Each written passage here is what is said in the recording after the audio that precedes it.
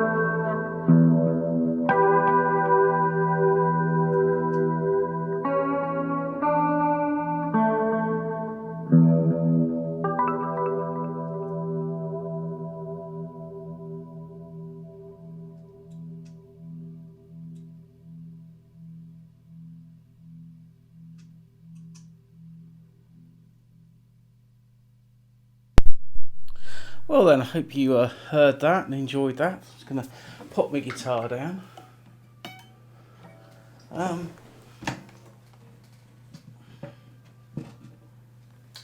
Got a couple more improvisations I should probably do, but I think, let's turn my phone down a second, as we can see who's on here. Oh look, lots of people are watching, that's great.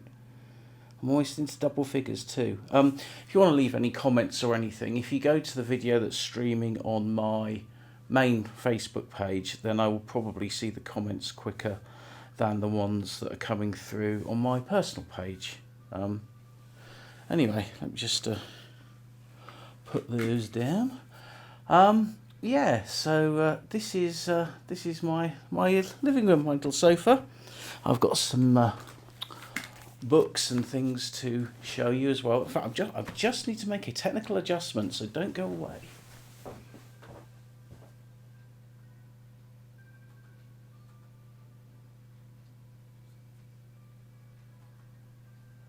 Why am I hearing that? Okay.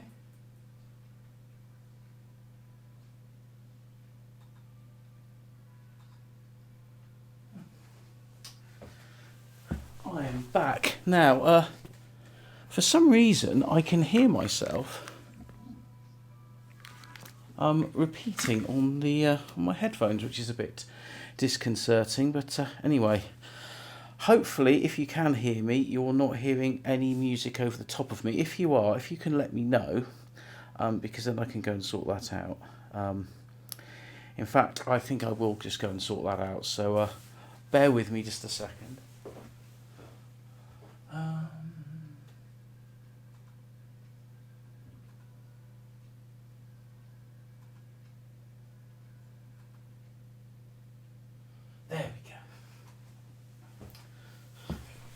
There we go. I think I've sorted that error now. I'm just going to check I'm still live. I should be.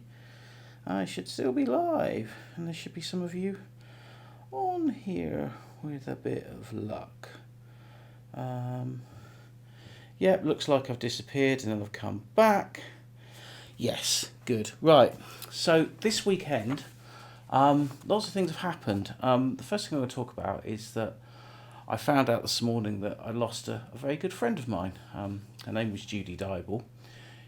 Many of you would have heard of her because I've posted about her on my page before. She was the original singer with Fairport Convention, who I don't think need any introduction. But she also had her own career, of which she made some brilliant, fantastic music. And her last couple of albums have been absolutely awesome. And I got to know her about 8-9 years ago. And when I first started going to the Cropredy Festival, she was the first person that came up and said hello to me when I got there, which was really nice. And I last saw her a couple of years ago at a gig she did in London at the Cabbage Patch with my friend Jim McCarty on the same bill. And yeah, it was really, really shock, really, because I know she'd been quite poorly recently, but we all thought she was getting better, and she wasn't. So yeah, she's gone from this earth, and it's a very sad thing because, losing friends is pretty horrible, and especially ones that are so talented and always happy to say hello, always up for a chat, and yeah, so it's been a bit weird. But let's talk about something more positive. I know quite a lot of people watched the Live Aid documentary that was on last night, and that was quite interesting because if you haven't seen it, it's a two-parter. It's on the iPlayer, and it was actually made 15 years ago because they showed it round about the time of the Live 8 concert, which was the 20th anniversary of Live Aid concert. So this documentary was actually 15 years old. And I haven't seen it for a little while, but I do like to watch it now and again. And it just shows you how much you can do. I mean, we're talking no internet, no mobile phones of such, no email. I mean, there were fax machines, but that was about it. And it's just extraordinary that in like 12 weeks from nothing, they organised like the biggest concert that there's ever been in the world. There's never been a concert as big as Live Aid. Not before, not since. And there probably never will be. And to have all those great bands in one place, all playing to the top of their game. The sound mix was incredible. The performances, it was just, I was 11, 12 years old at the time. And I was 12, coming up 13. And it was just the most extraordinary thing I'd ever seen. And nothing's ever come close. And I've got my original copy of Smash Hits published on the 17th to the 30th of July 1985. So, this was a pretty fast turnaround for a magazine. And it's got a review of the event, sort of time by time, when all the things happened. I mean, most people that bought this magazine watched it anyway, but it's quite interesting reading some of the critique of the weekend, and what's quite interesting is whoever wrote this didn't like Queen. Well, they liked Queen, but they were. I'll just read you a bit. It said, back at Wembley, it's time for a bit of zany humour from funny men, in quotes, Griff Rhys-Jones and Mel Smith, who come out dressed as British bobbies after a couple not very popular gags. They announce Her Majesty Queen. Well, that's pretty much all they said anyway. And onto centre stage prances Freddie Mercury in a skimpy white vest and tight jeans. The roar from the crowd is huge, reaching an alarming crescendo as Freddie starts to tinkle the ivories and sing the opening lines to the Hurrah Old Chestnut Bohemian Rhapsody. So it's obvious the person that wrote this does not like Queen. And they, because we're talking about what's arguably the greatest 20 minutes of music ever. And they says, Rog, Brian, John steam into Radio Gaga, the mustachioed, strutting popinjay of rock stalk the forestage, enticing the masses to sing Deo, to clap their outstretched hands, to play invisible guitars along with Bry's squiggishly solos, to sway along in unison. Just about everybody seems to be wiggling out to the Queen. Who'd have thought it? ? So, the press could be quite cutting in 1985. In a way, I almost quite like that, because I think now whenever you talk about music critiques or music reviews and stuff, everything is sort of brilliant all the time. It's like people send a review a record, if they like it they print how great it is, and nobody's ever got any sort of opinion. And saying just reading some of this stuff, it's you go to the Led Zeppelin Reunion section, which happened at 1:01 UK time. Phil Collins dons yet another Live Aid hat as compere, introducing Jimmy Page, Robert Plant and Paul Martinez. So they didn't mention John Paul Jones, i.e. the sort of reformed Led Zeppelin (brackets boring old band). And guess who plays drums in this hard-loving combo? It's Sir Philip Ford Collins. It certainly is. It's turning out to be a strange night of rock's missing highway, and no mistake. Now, again, if you look at when Led Zeppelin reformed in 2007, 20 million people applied for 20 million. And Smash Hits called them boring old rock band. So, there you go. And, it's quite interesting reading this issue. In fact, if you go to the reviews section, which I can't find now, but some of the new releases that they're reviewing in this issue. One is Adamant's Viva La Rock, which of course he performed at Live Aid. It was the only song he performed. It had only just come out and it kind of bombed, really. And then Madonna's Into the Groove is also reviewed. And she did that at Live Aid as well. And Spandau Ballet were another band who chucked it. So, some of these acts, they actually didn't go with the spirit of the event. And they actually thought, no, we're going to chuck a new song in. And I think in the case of Spandau Ballet, the song hadn't even come out. It hadn't even been recorded, I don't think. They just chucked it in there. And I think it ended up as being a track low down the list on Through the Barricades, if memory serves correct. But the rest of Live Aid was just an incredible day. I mean, I do rewatch it on my videotapes, although I copy them to DVD. and it's a great event. Anyway, enough about that. I thought I'd show you a nice old bit of technology. Now, when I started doing music in the 90s, we recorded on cassette recorders and tape recorders and things, and computers were a fairly new thing. And if I just turn the camera slightly.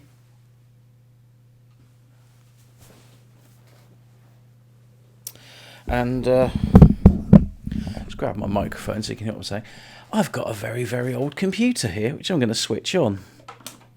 Now, this is from about 1994, and we can hear it firing up. It's rattling away quite happily. And there's a reason to this, because I thought I'd do a couple of improvisations where I improvised to a 26, 27-year-old computer. It will become apparent. Now, if you remember, you used to have to type in the word Win to fire up Windows, and there it is, Windows 3.1, the operating system of choice in 1993 onwards. And I've still got my original piece of software called Cakewalk Home Studio, which is what the first or the second All Living Fear album was recorded on. And I've pre-recorded a little bit of music, which is just some drums and some bass, electric bass, which is played off a couple of synthesizers. So this computer is basically controlling a couple of synthesizers, and I will play some guitar along to it. So just give me a second to grab my guitar, and I shall play for you.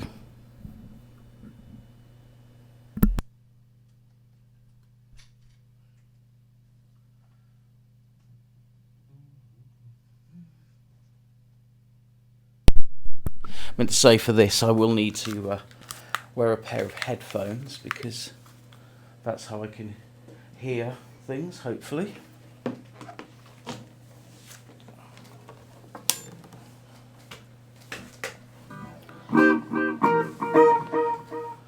Okay, here we go.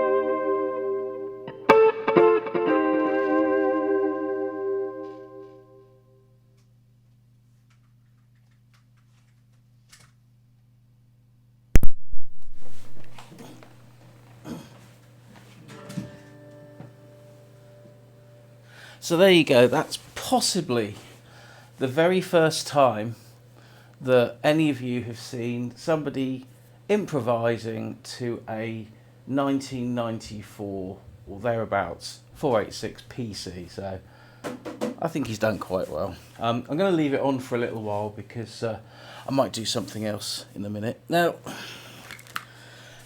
I didn't know what else to talk about today.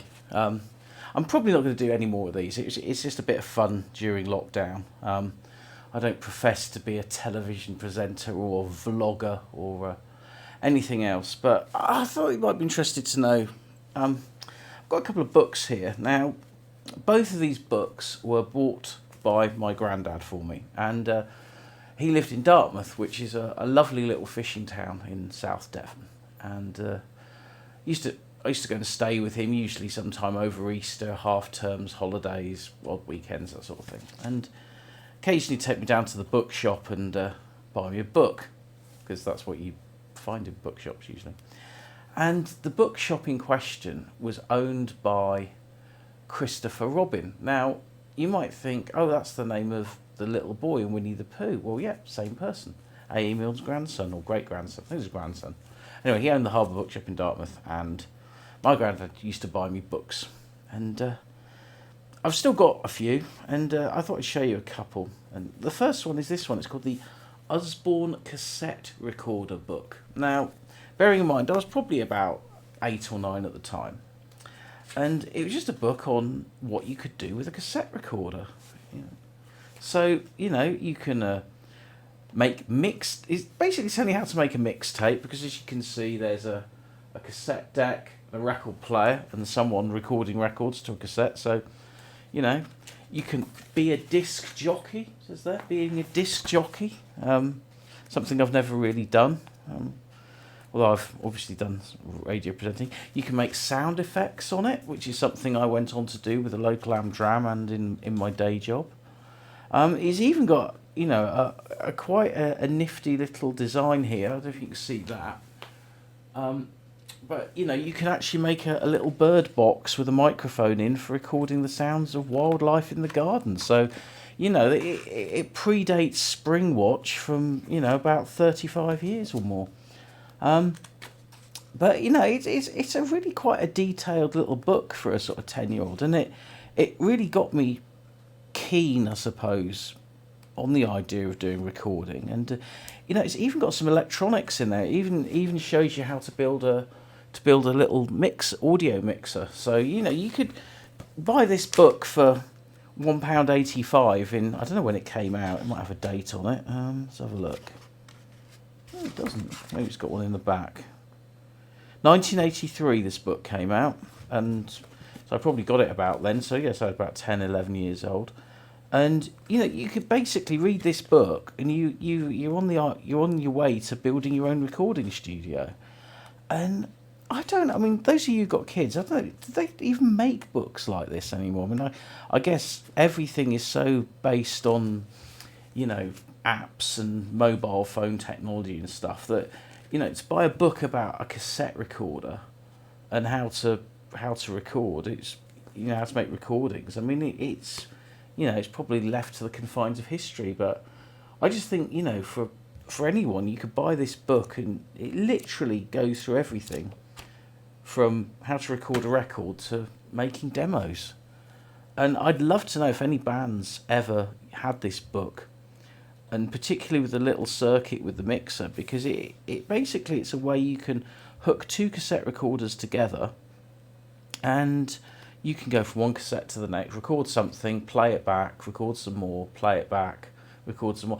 Basically, you got you got a home studio there, all for a few components out of this wonderful book. Anyway, if you ever wanted a bit of novelty, then it's a great thing. I'm just going to have a quick look and see if today it would be hacking a YouTube channel. Yeah, I think that's probably about right. Yeah, indeed. That's Claire who's commented on that. I'm just going to have a look at the other one just to see if there's any comments on there before I do something else a bit more interesting. There's 11 comments here. Who's on here? You're repeating yourself about 10 times. You're repeating yourself. That's better. Yeah, so I did have a problem with the stream earlier. I thought so. Yeah, it's a good job I sorted that out anyway. So, glad about that. Now, I've got another book here, which was another book my granddad bought me. As you can see, this one's a little bit more battered. Now, this is another Osborne's book, and it's the Beginner's Guide to Playing the Guitar. And it's pretty much the only book on how to play the guitar I've ever really owned, up until I joined the Mike Westbrook band, and then I bought a book that thick of jazz guitar chords. But this is the original book, and yeah, it's Charles Spencer, illustrated by Clive Spong.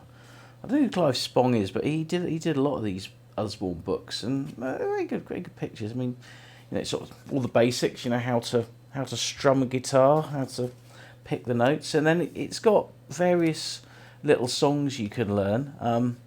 Now, the first song it teaches you is that well-known traditional Scottish folk tune that I always say to Scottish people, even though it's not, which is called Mull of Kintyre. You know, Paul McCartney Christmas classic, and it's basically based around G, C, and G again. It's 2 chords, so you know you can be strumming straight away on that. I've got 3 actually.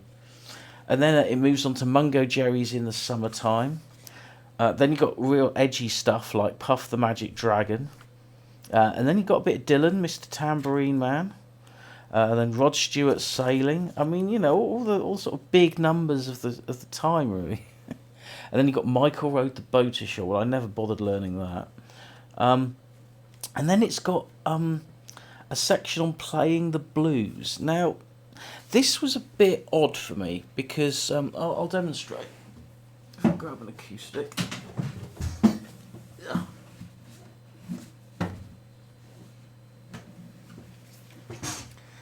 Because when you kind of play blues, it's all kind of, or it could be,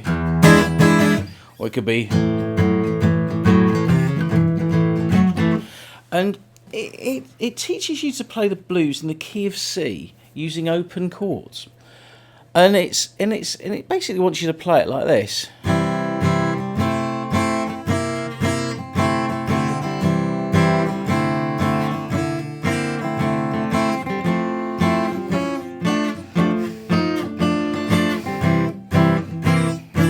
And it's like I tried to learn this when I was a kid, and I found it really, really difficult because, you know, some of the shapes, especially when you play the sort of F chord in the way it tells you here, you got to sort of stretch your finger there. Now, why it didn't just say go,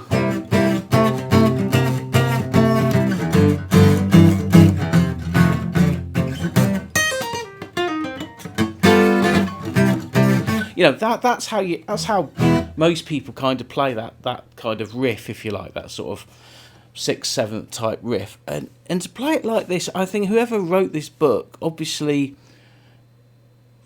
got the chords from somewhere and thought, oh, we must do it this way, but that actually kind of put me off trying to play, to be honest, because I found it really, really difficult. I mean, yeah, it's only 3 chords, but I found it really difficult. Anyway, and moving on to the book, and at the end of the book, when it thinks that you've learned everything, then it's the perennial favourite Hotel California, albeit in a very basic form. And I think it would be fair to say that back then I couldn't play it at all, and it was probably many years later before I was strumming along to that, probably at least until I was 20. But anyway, in the book at the end, it shows you the really interesting stuff, like an electric guitar. I don't know if you can see that. Electric guitar and effects pedals like Fuzzbox and Wah-Wah. And it tells you how to restring a guitar and how to read music. Well, that's something else I never bothered looking at. And it's got all the chords and the rest of the lyrics for the songs at the back. But you know what? I mean, this is probably the play in a day book for the 80s generation, because would I have bought a book with Burt Whedon on the front? Nah. This at least had a picture of a guitar on the front. And so I've had that book. This is probably the earliest book I got from my granddad. It cost 99p. So it came out in 1980, and I probably acquired it certainly within a year, maybe two, of when that book was first published. Anyway, I should put this down. I'll pop it down over here. Well, I hope you like my little sofa. I thought, as it was mentioned last time, I've got a few more plants around. As I say, I might not do another one of these. Oh, I've got a few more messages here. Jamie's listening while he's getting his dinner ready. Darren sent a video link. I'll look at that later, mate. What gauge strings are you using, Matt? I can answer that question. This is my stock of guitar strings. Now, for my acoustic guitar, I use, well, it would appear I use either custom lights or extra light Martins. I think I normally go for the 11s on the larger guitar, my jumbo guitar, which is an Epiphone EJ200, and I put the lighter ones on the Martin there. My main electric guitars, well, I use two different gauges. I use Super Slinky 9s on my Reverend, because the heavier gauges, it's just a little bit uncomfortable to play. And on the big guitar, like the Gretsch, I use only ball 10s, because they're the ones I use. Tidy that up in a minute. But they were, I used to use 8s, which were, I don't know why I used 8. I'll tell you why I used 8s, because my friend Bernard used 8s on his guitar. In fact, I wrote a little blog. I don't know if you saw on my Facebook page, but I wrote a blog about me and my friend Bernie, because we started doing music together at in the very early stages of our lives, when we were both just leaving primary school, starting secondary school, and he's finally. I'm going to show it to you, 'cause it's just over here.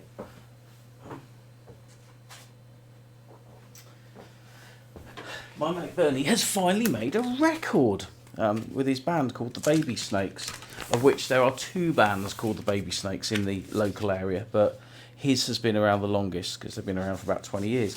And they've done the classic of making their first album, and they just picked the best sort of 10 songs and they recorded them. And, I was really pleased he's made this, because, he was a pro musician. Well, I've never been a pro musician, but he was for quite a long time. And but he never did anything of original music. It was usually, functions bandy type stuff. Good money, very good money, in fact. But I was really chuffed when his LP finally turned up. So Bernie, if you're watching this, mate, well done. And if you look up thebabysnakes.com, I think they're called, you can acquire yourself one, if you so wish. And if you do want to acquire vinyl, there's always that lovely little 10-inch EP by that, what's his name, Matthew North, that you might like to listen to. Anyway, I'll tell you what I'll do now. I'm going to play another song with the computer. The computer wrote this one, and he called it New Song, which I think is more along the lines of, couldn't think of another name for it. So I shall pop the old headphones on. I'm hoping that the sound is okay, and the balance of guitar and the computer is okay, and that I'm not sounding like a chipmunk either. But I could check that, because I've been rabbiting on for far too long. So I'm just going to check that, because it would be rather nice too. And well, I can't hear it. Oh, doesn't matter. Anyway.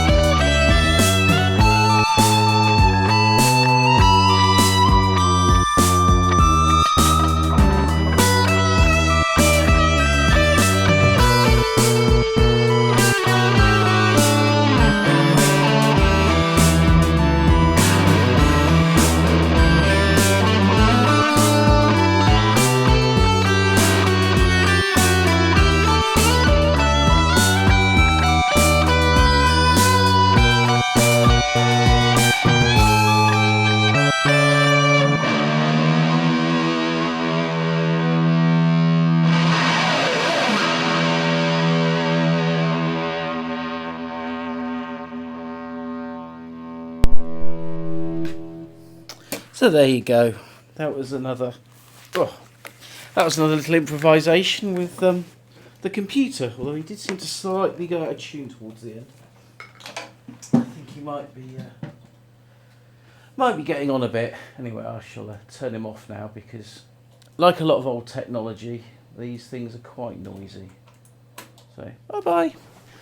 Right, so what am I going to talk about now? Probably not a lot because I'll probably wrap this up in a bit because I've probably been waffling on for way too long. Just see if there's any little comments. So I'm using my phone here. Ooh, big finish. Guy Risden, what's he saying? Only just woken from a night. Can I watch back later? Well, you can if you like. Where did you get your cushions? And I've got sideboard envy. Well, it's only a little. It's more of a table really than a sideboard. And I bought that for a friend who used to work at the canteen at work actually. That's my sort of fold up electronics bench. As for these cushions, they were a gift from someone that used to live here, and they went with my then black sofa. And then that sofa fell to bits. And then I acquired this sofa, which came from that great institution known as Trago Mills. I'm sounding a bit like an advert here, but if you're not from the South Devon area, you probably don't know who Trago Mills are anyway, or not the branch I go to. But yes, I'm glad you like my cushions, Helen Duff. That's very nice. What other comments are there? Live video comments. Oh, you are now watching live video comments. Oh, I can't see any there. Oh, well, no, I'm not going to leave that. For all you vinyl fans out there, I'm volunteering in the Oxfam Music Shop. Oh, right. So, yes, the Oxfam Record Shop is open in Exeter. Now, what did I last buy in there? I bought a Lorna McKennitt, I think that's her name, CD. I bought that a while ago now. Anyway, it was very good. Primary school music teacher blues rather than more authentic blues. That's what it is. I think that's what it is. Yes, it was the primary school level. We did have guitar lessons at primary school. I can't remember the name of the teacher now, but he taught like a room full of us, and there was probably about 10 people in there, all with acoustic guitars, and it was just a din. And I think I lasted about 2 lessons and then I got fed up. And that's probably the only actual tuition I think I've had, other than when I had a guitar masterclass with Kevin Armstrong and Reeves Gabrels, going back to the Live Aid thing, of course, because Kevin was David Bowie's musical director of that event, and he organised a guitar masterclass about 10 years in London, and that's where I first met Reeves Gabrels and tried out his Reverend guitar, which was absolutely probably the most wonderful guitar I'd ever played at the time, and eventually I managed to get one last year, which has been my main stage guitar since then. So yeah, it's been a nice day today. The sun's out, and I just thought I'd invite you into my little room one more time. As you might have seen, I've got a few more bits of technology for my web stream this time, so hopefully the sound, the pictures, and the sound sounds better. It's a really weird old time at the moment because, there's all this talk now about gigs maybe happening again in August, and I don't know, I'm not 100% sure I want to be gigging yet, if I'm being truthful. I'm supposed to be playing at Ronnie Scott's with Mike Westbrook in October, and I'm not, even though it's quite a way off, I don't know, I still think this lurgy thing is still lurking around, and I don't want to risk it personally. I mean, I know there has been some sort of solo performances at different pubs, beer gardens yesterday that I've seen on the internet, and it all looked relatively safe and calm. But this has been the whole weird thing really about this whole time, is that I've not really missed gigging it's the one thing everybody that I know has said, "Oh, I can't wait to be gigging again," blah blah blah. But I haven't missed it at all. I think it's because I just wanted a break from it all anyway.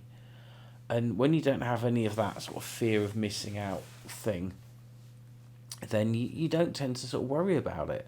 And I've just been quite happy getting on with my life really, and not having to worry about it. I mean, I've done quite a bit of recording. I mean, what have we done? There's been an All Living Fear EP that's been made during lockdown, along with 2 other tracks that have been released on compilation albums. I did my Eurovision cover. I've just recorded another track for a compilation CD for the Tavistock Edge Festival, which got cancelled this year, so they're going to put out an album of all the artists. I've also recorded a cover version of a Tom Bailey song, which I'm trying to get in touch with him to send it to him to see what he thinks. And if it's approved of, then I might well release it, or it might just sit there as a bit of fun. But no, it's a strange time because, the idea of gigging and stuff, while there's still this thing out there, it doesn't sit comfortable with me at all. I mean, going to work, day job, fine. Going into shops, I try to avoid, if I'm being honest.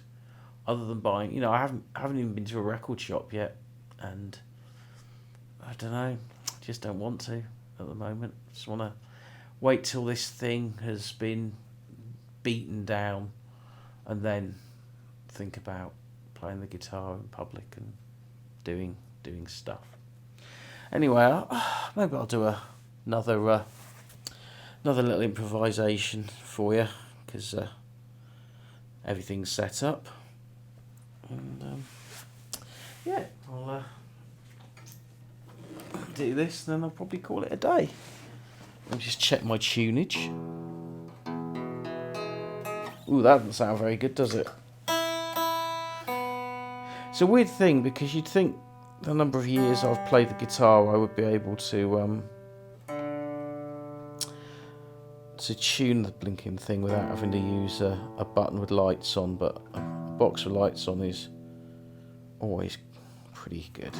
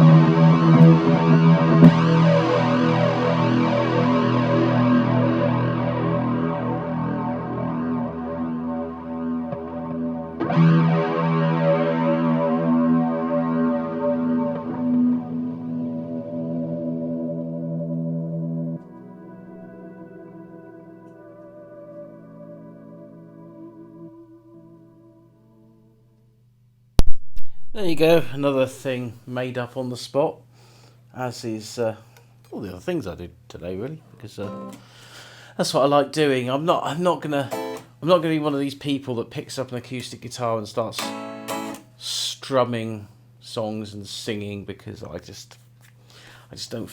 I'm not that kind of able to do that in this environment. But improvising and making stuff up, that's different. Anyway, I guess see if there's any more from the people watching. There's been quite a lot of people watching today, which has been great. I'm really pleased. Yeah, no, I think this is a good time to wrap up. Yeah, thank you for those of you who've been watching my little chit chat this afternoon. It's it's been a fun hour or so.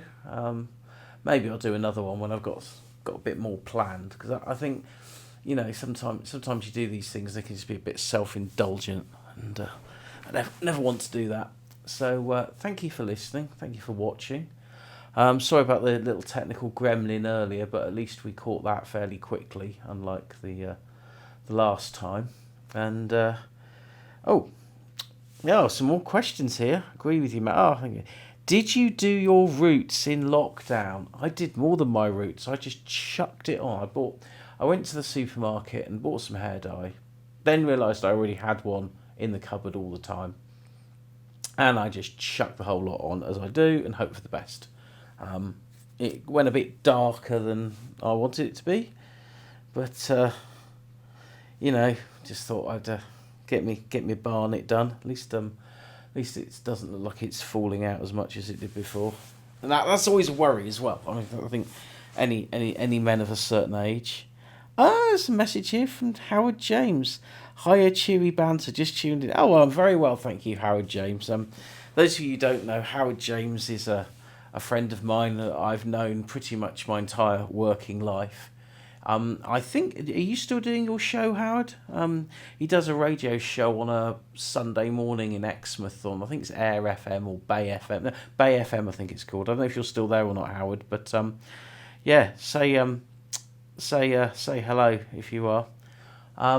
It's nice to hear from you, Mr. James, watching my thing. Oh, James Vickery's watching as well. In fact, Darren, if you're still on, and James, you both live very close to each other in that very fine part of Exeter. Let's see if there's any more comments before I say ta-da. No more on the live video, but on the old watch party. Yeah, there's a few. So anyway, I think I'm going to probably knock it on the head then, unless anybody leaves me something else to talk about. Oh, what's this from Jamie? What's the most embarrassing thing that's ever happened to you during a gig? For instance, forgetting lyrics to your own songs. Well, that's not really embarrassing, because that happens pretty much every time I play. I forget words to my own songs. Embarrassing stage events. I did have a trouser splitting incident once in the 90s. I've had to go to the loo during a gig in Birmingham, again in the 90s. Exmouth Air, Howard, yeah. To be honest, I've never really had that many big disasters. I think the worst things that happen have been on the solo gigs when guitar's gone out of tune, particularly if you're doing an outdoor sort of festival type thing, and you're running the looping thing, and then you're doing a guitar solo or something, and then something goes slightly out of tune, and then it's just horrible because you can't fix it. So that's not good. But touch wood. I've had a pretty embarrassment-free career on the music so far. Apparently, Dorling Kingsley do books like that still. Yes, they do. Going back to the books I was talking about. If you missed it, I was talking about some of these books that were my introduction to life, really. The Osborne cassette recorder book and the Osborne Beginner's Guide to Playing the Guitar. And they also did another book called Fun with Electronics. And I had that one, and I had one called The Night Sky, which was an astronomy thing. And I must admit, the astronomy thing I kind of got lost interest in fairly early on, but the electronics was something that definitely stayed with me. It's weird because I'm seeing lots of comments now that I didn't see before when they were here for. Oh well, never mind. Anyway, that's enough of me gibbering. Thank you for watching. If you think I should do another one of these again, then maybe I will. Just bung me a load of things to talk about, because when I used to do the radio thing, it was nice because there was always something happening that you could talk about. But obviously nothing has happened. Oh, I'll tell you what has happened that I read earlier. I read a news report on. There's two bands with this name, and the band I'm talking about, one of the band has a friend of mine playing drums for them, and it's not them. And the band I'm talking about is Great White, American rock band.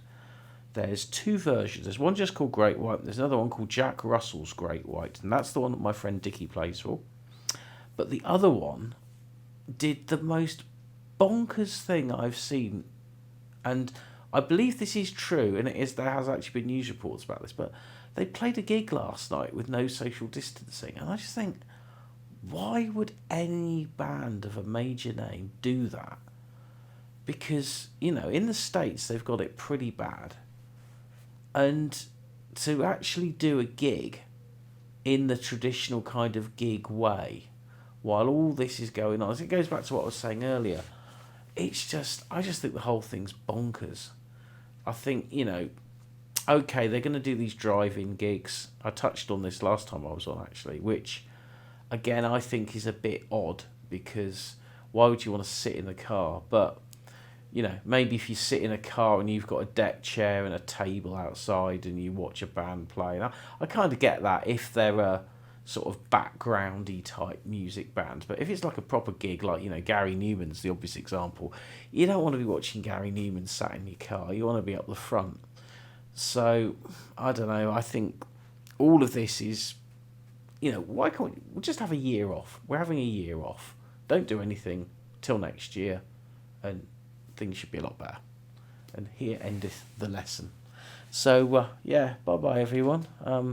Thanks for listening to this, and maybe I'll do it again one day, but I think this will probably be the last one. So, thank you very much. I shall go and switch off.